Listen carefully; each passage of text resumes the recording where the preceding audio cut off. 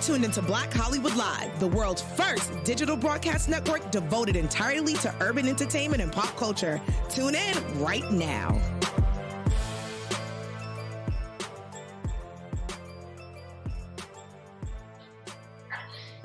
What's up, world? I'm your host, Neema Skye, and this is my co-host, Miss Porchia Carter. Hey, y'all. And welcome to another edition of Gone Viral in Quarantine, where we contribute to our culture through conversations of viral impact.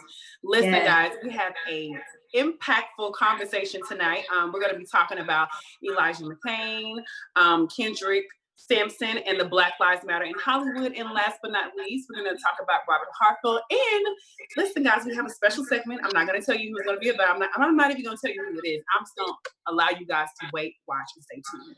Also, please, guys, give us your comments, your thoughts. We want to know what you guys think about these conversations. So please feel free to chime in. But first and foremost, like I always like to do, how was your week, Miss Porchia Carter? Let me know. It was beautiful. I am in a space where I'm transitioning from quarantine to actually working. Like, life is actually picking up now. I mean, I'm not going out. I'm still, doing what I can from home, but the productivity level that I have been on, since, just chill quarantine is like now productive quarantine, and I'm loving it. What about you? Yes. First of all, to say I'm doing so amazing. I just feel like even though we're in quarantine, I've gotten adjusted, and now, we're into this new life. So many things are happening, talking about going viral, but I just want to get straight into it. Let's talk about our first viral conversation of Mr. Elijah McClain.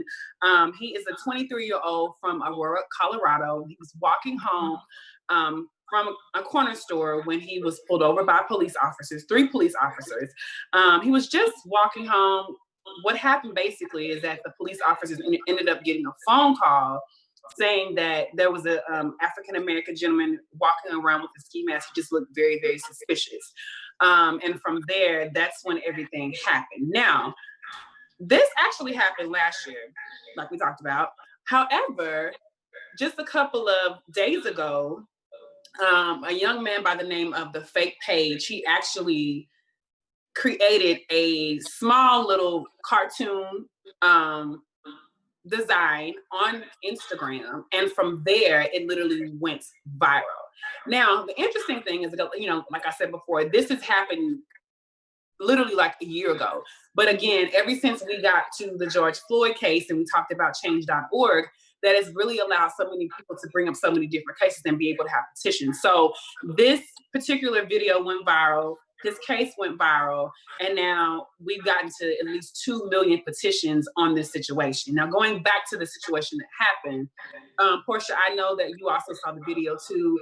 I saw the video. I mean, the young man was saying, hey, I'm just an introvert.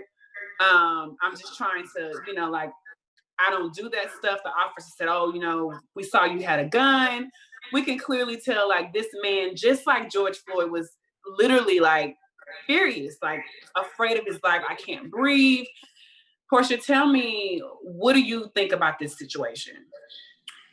This was heart-wrenching.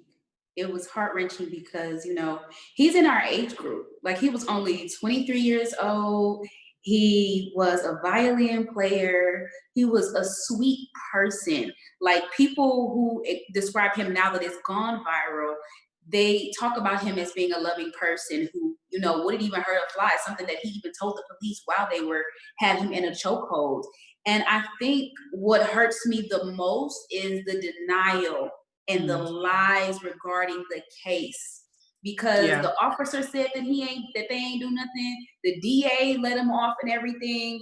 But the pictures that his mother, big shout out to Neema McClain, the pictures that she posted online about him, he was bruised, beaten. It looked like there were tire tracks on his back. Like, they looked like burn marks or footprints or something. Like, his body, like the skin was peeling off in those areas where the scars were. Like, it was a very traumatic thing to even look at. So just imagining what he had to sit there and experience was heart-wrenching. It was heartbreaking. I didn't understand it. Like, shoot, my voice is even shaking talking about it right now because it's just like, how can you do this to somebody? It's 3 of y'all, is 1 of him. He's small. He kind of scrawny. Literally only like 140 pounds. Yeah. Like, you need to tell me because and the thing about it is he had on the ski mask, not because he was suspicious activity, not because, he was trying to rob anything, not because anything was going on. He was protecting himself. Like how we all walking around here with these masks on today, that's exactly what he was doing. Protecting himself from anything that could try to come, and mess up his whatever situation he had going on, because he did have some type of, I think it was like condition. Yeah. Yeah, it was something of the reason why. The review said that he had a heart condition, and so basically he had to cover himself to keep just himself for protection. Absolutely. Like how we wear masks today, just for protection. It had nothing to do with anything that the person who gave the call was insinuating. And then when we watch the body cam footage and they walk up on him, the officer literally says, "Come here because you doing suspicious activity." Like, fool, back up out my face. What do you mean? Right. And then automatically talk about he resisting arrest because he let you know, like, I have a right to walk from the convenience store to my house to take his ice to my people. Absolutely. I mean, I think the problem is the number one thing is that we got a phone call. There's an African-American young male walking, looking suspicious because he's covering, his face. Instead of the officers approaching him in a matter of being concerned, hey, we got a call, like, is everything okay? They immediately went into attack mode. Now, I watched the entire body cam.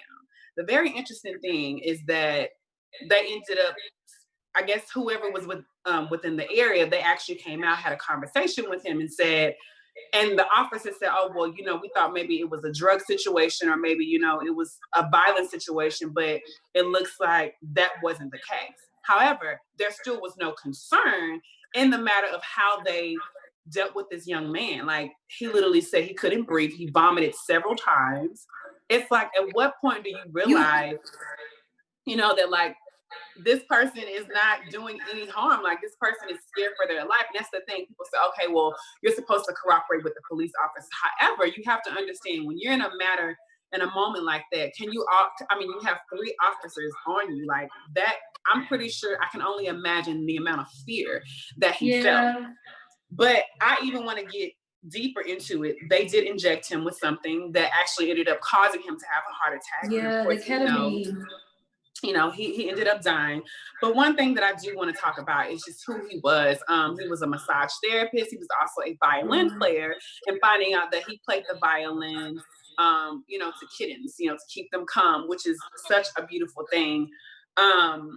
Another thing also, when we talk about the case, his mother having I can't imagine having a child and just having to witness the video, like, that's just the last moments I have with my child. And then knowing, she basically created a GoFundMe account, to be able to fund the efforts of demanding justice for him. Now, speaking of demanding justice, I definitely want to talk about the DA because he had a conversation with Mr. Cuomo from CNN, which was very interesting to me. The DA said that he refused to bring the case back up because he felt like there was no criminal evidence on the officer's end.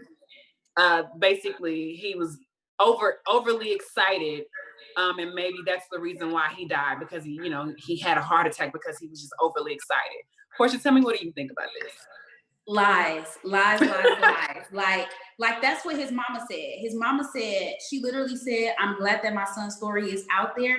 However, it still makes me feel hopeless and helpless that I could not have protected him in that moment. Not only could I not protect him in that moment, but I can't even protect him in justice because they're lying and covering up stuff." The DA, Dave Young, DA of 17th District of Colorado, literally said he had no injuries to him whatsoever. This is what he told Chris Cuomo on CNN. He said, no injuries whatsoever. And so Cuomo looked at him like, "Oh, he died." Right. What do you mean he had no injuries? Exactly. The man died. And so, and my thing is, like, you saying that he had no injuries, where were you when the photos were released? Where were you when the body cams were released? Oh yeah, and so Mr. Young decided to get a little smart with Mr. Cuomo. He was like, "Well, are you saying that the person that did the autopsy was wrong?" Lying. Like, literally, he did not want to accept his part in this case of saying, I have allowed 3 officers to go with no type of, like responsibility of saying that they pretty much killed this young man. They murdered him. They murdered him. They murdered him. And then he came up with some little hypothetical thing talking about he probably died from excited delirium. Let me tell you what excited delirium is. It's a long definition. It's a condition that manifests as a combination of delirium, psychomotor, agitation, anxiety, hallucination, speech disturbances, disorientation, violence, and bizarre behavior, and insensitivity to pain, elevated body temperature, and superhuman strength. The causes of this condition are drug use and mental illness.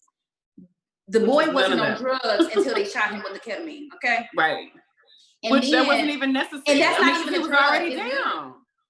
It's literally like a sedation. And then he had no mental illness. He was perfectly fine. He literally just told them, like, all I am is an introvert. All I am is different. Like, why can't you let me live? It's like, if I gotta tell you who I am as a person in order for you to let me live, for you to see me as a human being, something is wrong with you. And that is why I'm glad we, have this moment, especially where we can broadcast these things. Like when they go viral, we see what is actually happening. We see this racial injustice. They profiled him because he was Black with a ski mask on. And then they went to the extra mile of harming and hurting this man to the point where you can only resort to it being a racial issue at this point. Why else? If it was a white man going through that with them, he was still it would have not been handled. And I mean, that's the thing. I also saw something going viral on Instagram where they had 2 different pictures. They had a picture of Elijah and another Caucasian man who basically killed 12 people, but they didn't handle him the same way that they handled Elijah whenever they arrested him. They just basically took him to jail.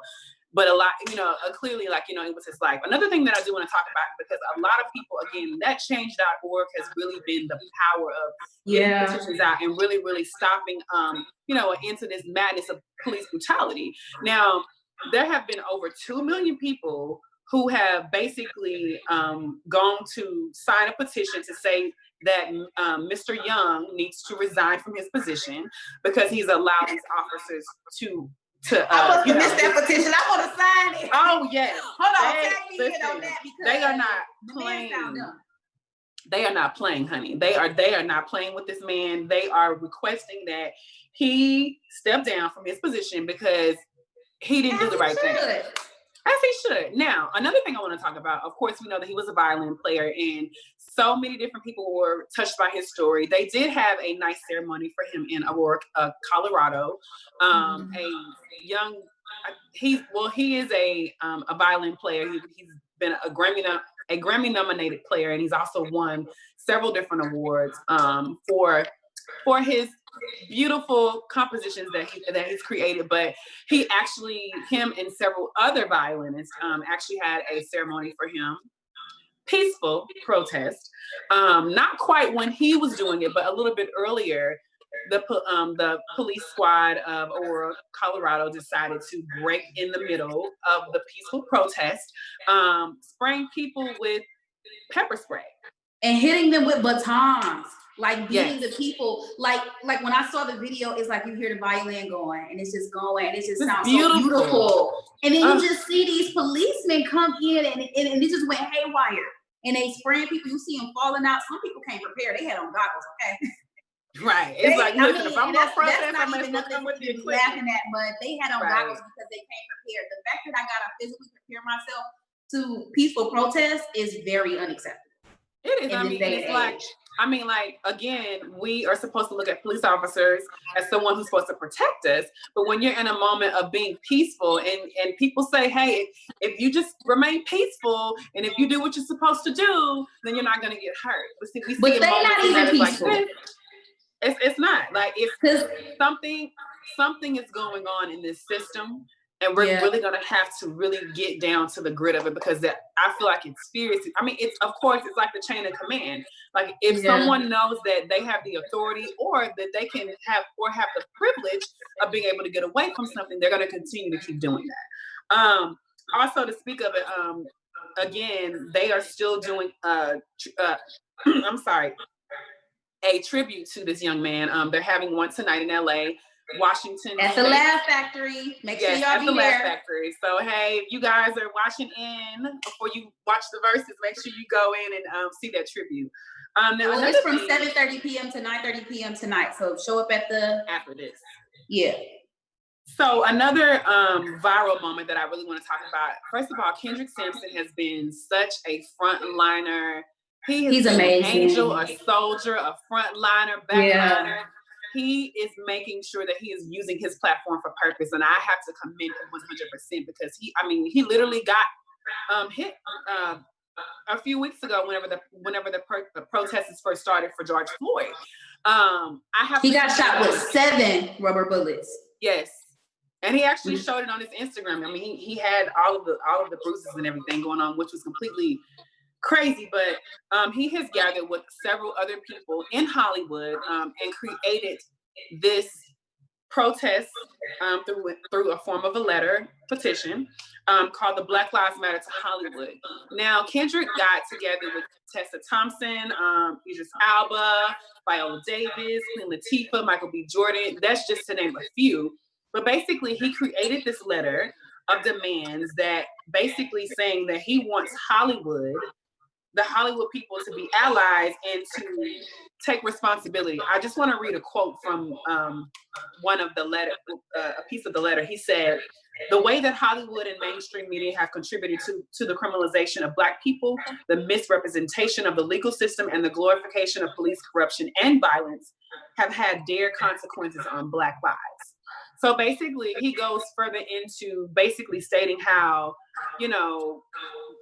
Hollywood has shown white supremacy through their favoritism and, like how they only have all white cast and they don't allow, a lot of the Black executives to be at, a lot of the studios. And he was basically like, taking things down from, the point of budgets and marketing, whenever it comes to, Black projects coming out. He went down. He said they don't support Black. I actually love him.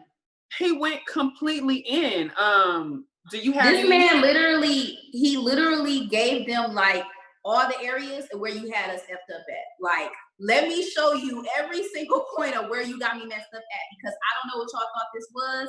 But he started talking about, how there is no Black agents and right. top agencies. He started talking about how they take away the big budget from Black-led stories and make the budget smaller and then give them some type of crappy, PR and marketing because they don't feel that Black stories are global.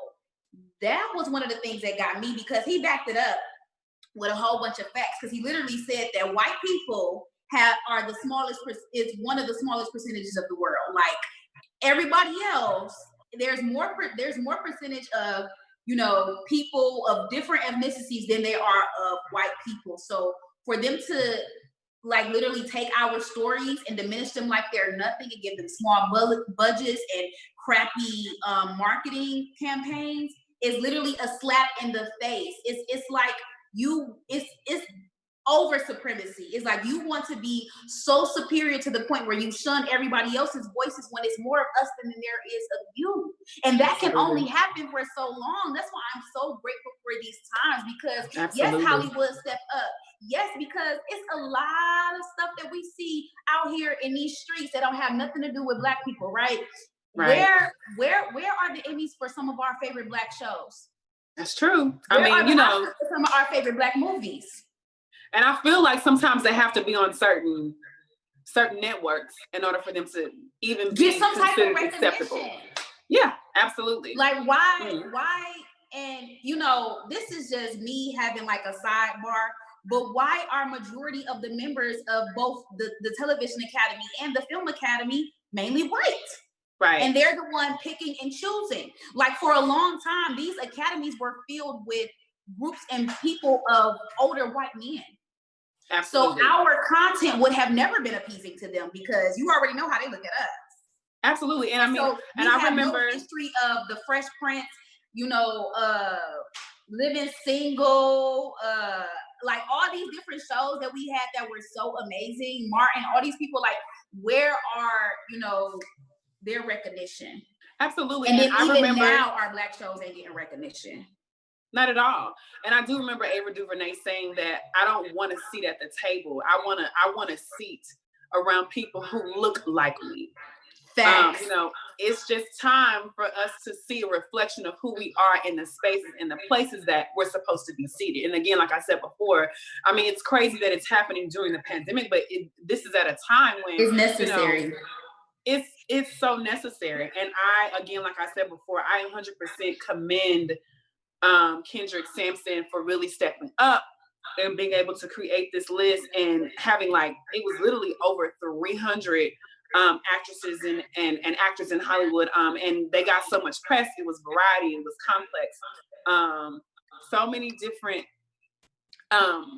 media. They only got 4 demands. It's only 4 demands, but they explain them in detail. They want us to divest from police, divest from anti-Black content, invest in anti-racist content, and invest in our careers. And they also said and invest in the community. Okay, that's fine.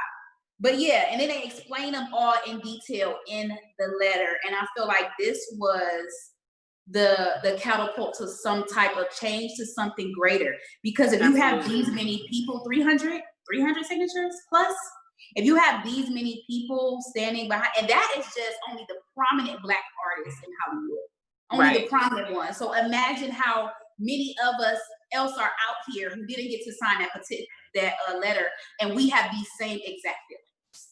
Right. And change is coming. I mean, again, it's one thing to be able to present a problem and say that this is what it is, but it's a whole different situation to present a problem with a solution. And I think again that they're saying, hey, this is a problem, but these are the solutions that we want to see in place.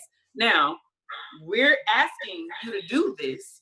Now, we want to see you bring some change about in Hollywood, because again, Hollywood portrays a lot of images of how cultures and races are perceived. You understand what I'm saying? And there was also something else that Kendrick said. Stop putting police brutality images within our movies and our films. Yeah. We don't want to be portrayed as, the ghetto Black people. We always have some type of war that's happening. We don't all come from all different, same neighborhoods. I mean, and we know our history, we have constantly been, ostracized and just constantly pushed down our throat, shoved down our, okay, we know where we come from. But what about the other part of who we are as Black excellence?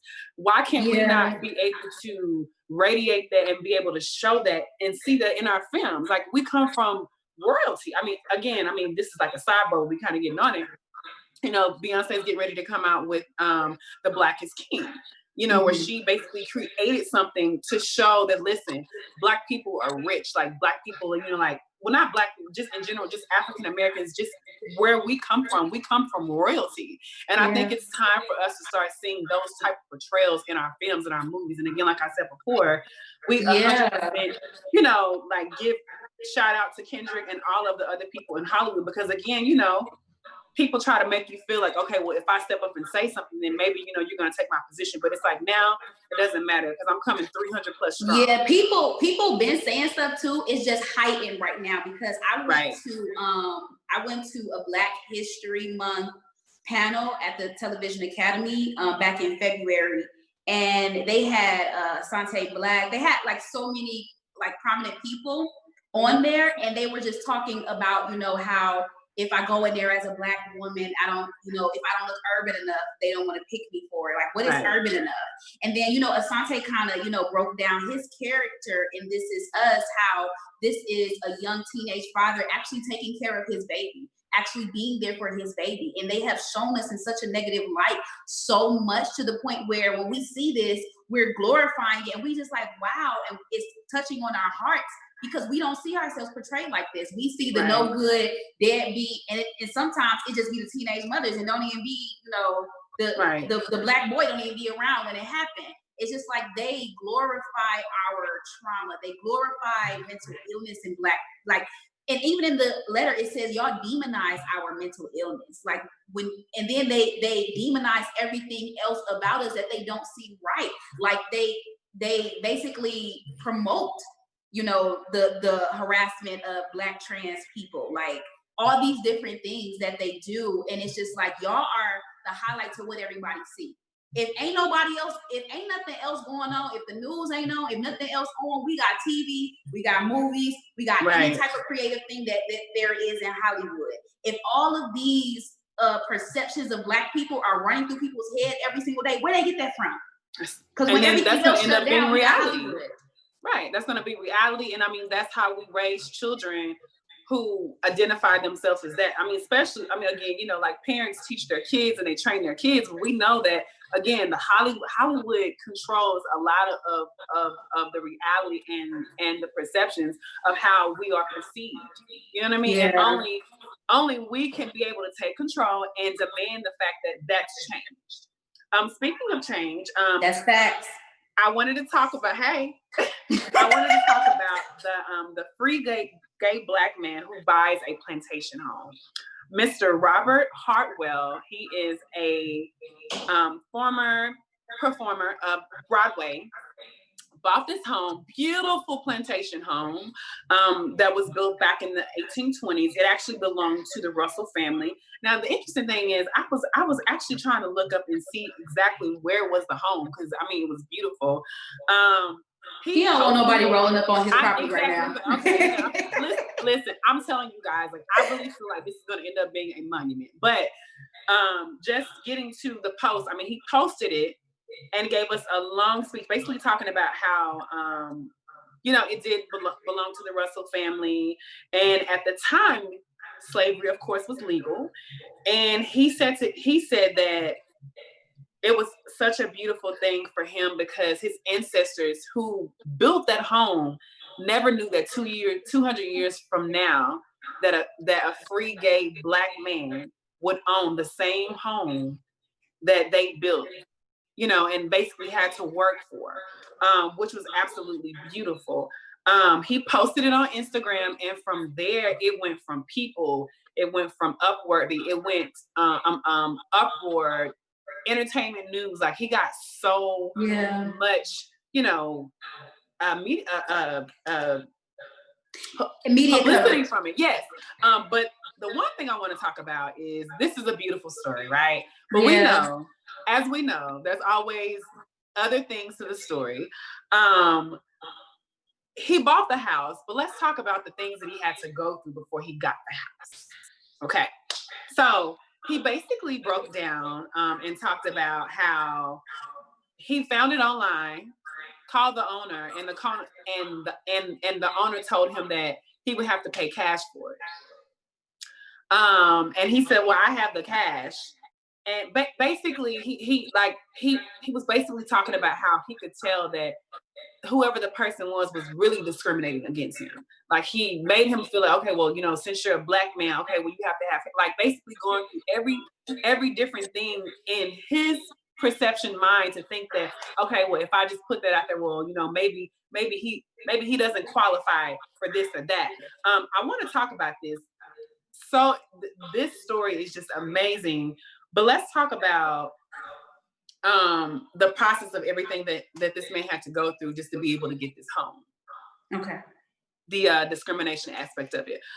What do you think about that? Because I also saw John Legend post something the other day when he was talking about how he feels like, you know, realtors need to be very careful about how, you know, like, they pretty much they don't always show, you know, African Americans, Black people, the homes that they show other Caucasian people, or like they have certain words like the master bedroom that kind of like excludes us from being able to be a part of that. Tell me, what do you think about this story, and also in relation to that? The overall story, I feel like if I can go off of his post that he posted about it, it's like a ha in your face. Like, you thought I wasn't about to be able to pay cash for what you asking for me. You thought that I didn't have the means to be able to obtain something that I am going for on my own. Like, you thought you can discriminate against me and this wouldn't be mine, but now it is. And like, I just feel like this is like karma at this point, or this is basically him showing and proving his worth to society, which this is something that he should never have to do. It's something that he shouldn't have to do at all. He shouldn't have to let you know every single part of who I am, what I got, what I own, and how I can do this. Like, have that same energy that you have if it was an older white man coming to buy this house that you would have for me. And since he didn't, it was just like, all right, well, now it's about to go public that y'all basically tried to clown me. Right. And now here we are. And I feel like stuff always just come back to bite people, because you can't be out here doing wrong by nobody. You can't be out here doing wrong by nobody. And what I love about him is, even in the midst of him being did wrong, he still said with a humble heart, like, everything that you don't like about me being Black, me being gay, me being young, like everything that you don't like about me is what my ancestors would be proud of to this day if they could see me buy this home. They built this home with their hands. Yeah. And now they have, someone who has pretty much bought the home, and he said he's going to fill it with love. Now, here's the beautiful thing that I absolutely love about it. Now he is taking this opportunity and said that he's going to renovate the home. He has opened it up. He has some opportunities for people to be able to subscribe so that they can stay on track of what he's doing with the home. And he said that he would love to have this home on HGTV and be able to show everybody the remodeling. First of all, I'm just excited. You best believe they sending him a contract right now. Oh, yes. I mean, come on, like People TV, E! News. I literally, listen, it's just sometimes the things that you feel like are the worst, like the things that just pick at you, the things that like you feel like you don't even understand why there's so much resistance. There's a blessing in the middle of that situation. Like this man buying this home, like he went through all that resistance, but there was a blessing in it, because now it's not even just blessing him, it's going to bless so many other different people. And now we get a chance to see the process of what's going to happen with this home. Not to mention he does have his own company called the Broadway Collective, where he teaches young and also train young people to become Broadway stars like himself. But I'm just very interested to see like what's going to happen with this. I mean, of course, HGTV, that's just one outlet that of course we can think about, but I can only imagine what's going to happen with this. I mean, this is going to be history for us, as like African Americans, Black people, to be able to see something like this, like magnificent happen. And I'm just excited about it. I'm super excited about it. I'm excited and I'm happy for him, but I don't know how I feel about rolling up on places that used to be plantations. Like, I don't want to have no massive aspect. It's like, wait a minute. I don't want anybody to come. Okay, so I'm just walking down the hallway, and all of a sudden, just an old slave just what you doing in here? I mean, I'm serious. Like, I know, like, of course, we know when there's any type of history with homes like that, like, we always think, okay, spookiness, like, somebody's gonna come out, like, like. It ain't even spooky for me. For me, I'm just like, I don't want no memories of Massa. Like, I don't want no memories of y'all in here. But see, that's the beauty. But see, that's the beauty, because he's gonna renovate it. We have no idea, like, from his mind. I mean, again, he could possibly end up making it like a monument, like a theme, where people can actually come and they can visit and they can see all the different rooms. And I mean, I really think that this situation is way bigger than what we can even imagine, because again, his start is like, he's already starting off like from like the roots. Like he can only just grow and get even bigger with this. Yeah, I am excited to see the outcome, because the only other old house I've ever been to is Martin Luther King Jr. house in Atlanta. Okay. I don't do no other houses. I don't go visit them plantation museums. I don't be on stuff like that, because I just can't. Like, I'm not gonna be happy visiting the plantation. I just can't. Like, that's a very emotional thing for me. Like, to know that my people before me endured so much hardship in this place. And I'm walking in as a free person, and yes, we've overcome. I just don't know if I'm ready for the emotions, during that moment yet. Well, I will say, make sure you subscribe so we can be able to see the outcome of, what's going to happen with the home. Facts. But we got down to our special segment of Viral Impact. I want to talk about this amazing story Porchia, I need you to help me. How about you start the story for me? Okay, so Miss Opal back in 2016 it was? Yes. Wrote a petition for Juneteenth to be a international holiday or a national holiday. National holiday. Not national holiday, right? She didn't have that many signatures on it. And then just last week or the week before, Diddy was like, all right, I'm about to help her get these signatures. And what she did was, what he did was he promoted it every single day. And, you know, he was keeping her abrupt with everything. And then he helped her get to 1 million signatures.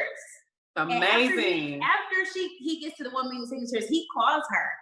He posted it live for everybody. And he literally says, you have 1 million signatures. And she literally, this was her, I wrote it down specifically in her words. She said, okay. I wish I was close enough to hug you to death. That sounds like somebody's grandma. I was close to you, boy. I wouldn't turn you loose. you know how grandmas be talking about. Yes, ma'am. We not only is Diddy proud of you, but we're proud of you because absolutely, I feel like a petition shouldn't even have to be created for this to be something. Y'all want to know when I learned about Juneteenth? Okay, what'd you learn about? College. Okay. Never learned about it growing up. Never heard about it. Nothing.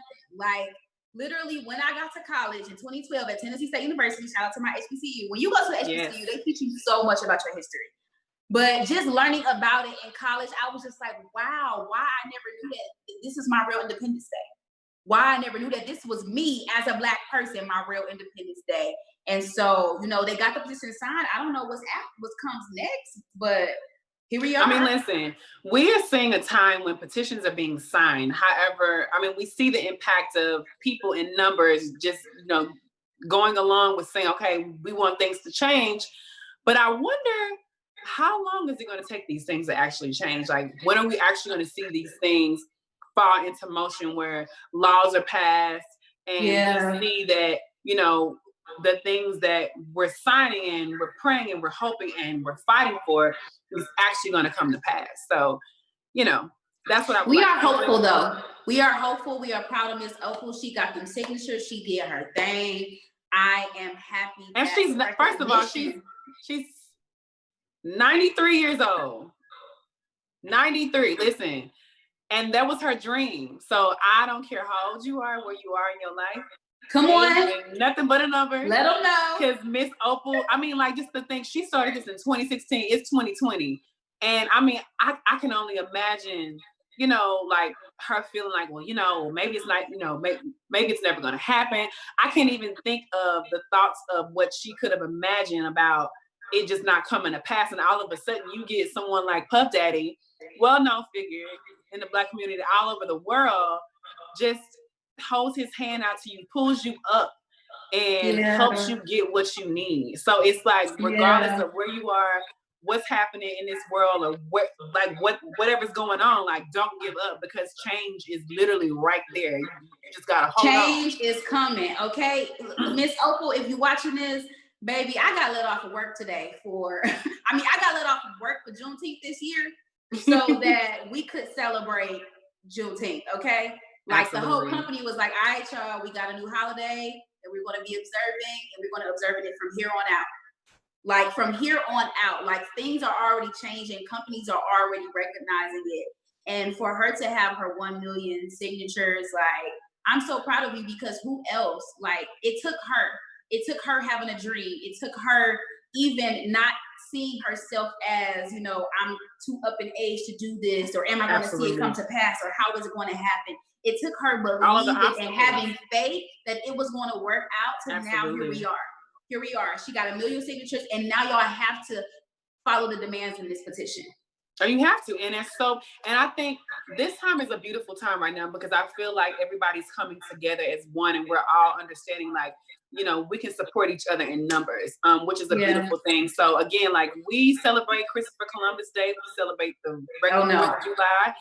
Now it is time for us to celebrate Juneteenth as a national holiday. That's what I was clapping for right there. We have built, I feel like we literally built this nation. a lot as much as other cultures and races. I mean, like so many people have contributed to America, but I think it's our time to rise and shine and for our voices to be heard.